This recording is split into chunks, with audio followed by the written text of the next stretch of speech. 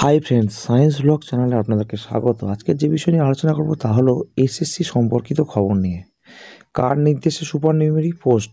রাজ্য এসএসসির কাছে জানতে চাইল কলকাতা হাইকোর্ট। এটা প্রকাশ পেয়েছে দ্য ওয়ার্ল্ড নামে একটা অনলাইন পত্রিকাতে, যেখানে বলা হয়েছে, অনলাইন পোর্টালে, যেখানে বলা হয়েছে মেধা তালিকায় নাম রয়েছে অথচ চাকরি পাননি। এমন যোগ্য চাকরি প্রার্থীদের জন্য 16,000 সুপার নিউমেরি পোস্ট তৈরি করেছে রাজ্য। প্রকাশিত বিজ্ঞপ্তিতে জানানো হয়েছে যে ওয়েটিং লিস্টে নাম থাকা চাকরি প্রার্থীদের পাশাপাশি যাদের চাকরি বাতিল হয়েছে তাদেরও এই লিস্টে আনতে হবে। রাজ্যের এই নির্দেশ নিয়ে এবার প্রশ্ন তুললেন কলকাতা হাইকোর্টের বিচারপতি বিশ্বজিৎ বসু।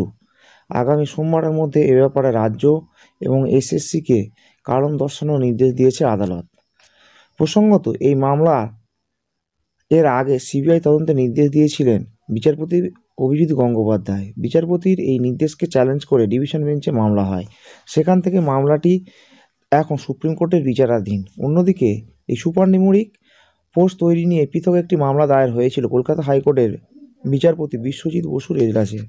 এদিন এজলাসে বিচারপতির পর্যবেক্ষণ, এই পোস্টটা তৈরি হয়েছে চাকরিহারাদের চাকরি দেওয়ার জন্য, এই শিক্ষকদের জন্য চিন্তিত নয়। কারণ তারা চাকরি পাওয়ার জন্য ঝুলোঝুলি করবে, তারপর বলবে আমাকে বাড়ির কাছে বদলি দাও। আজকে উচ্চশ্রী, কাল শুভশ্রী বলে আবেদন করবে।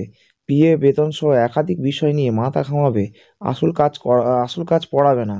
এদিকে ছাত্রছাত্রীরা ক্ষতিগ্রস্ত হচ্ছে। এরপরেই রাজ্যের অ্যাডভোকেট জেনারেল কিশোর দত্ত উদ্দেশ্যে বিচারপতি বলেন, আমি এই ধরনের মামলা শুনি তো বুঝি, ওদের একটা সিম্পল ম্যাথ টেস্ট নাও, দেখবে কি ফল করে। এজি বলেন, এই পোস্টটা তৈরি হয়েছে ওয়েটিং লিস্টের ক্যান্ডিডেটদের জন্য। বিচারপতি প্রশ্ন তোলেন, তাহলে এই পোস্টের বিজ্ঞপ্তিতে কেন লেখা ছিল ওয়েটিং লিস্টের ক্যান্ডিডেটদের পাশাপাশি যাদের চাকরি বাতিল হয়েছে তাদেরও এই লিস্টে নিতে হবে? এই সিদ্ধান্ত নিতে কার কার অনুমোদন লাগে? কী জন্য এই সিদ্ধান্ত নেওয়া হলো? কেন সেখানে চাকরিদের মেয়াদ নষ্ট না করার কথা বলা হয়েছে? আগামী সোমবার মামলার পরবর্তী শুনানি। সেদিন এ ব্যাপারে রাজ্য এসএসসিকে কারণ দর্শানোর নির্দেশ দিয়েছে আদালত। তো বন্ধুরা, আজকে ছিল এই এসএসসি সংক্রান্ত আপডেট। আপনারা যদি খবরটিকে পছন্দ করেন অবশ্যই ভিডিওটিকে লাইক দেবেন এবং চ্যানেলটিকে সাবস্ক্রাইব করবেন। Thank you.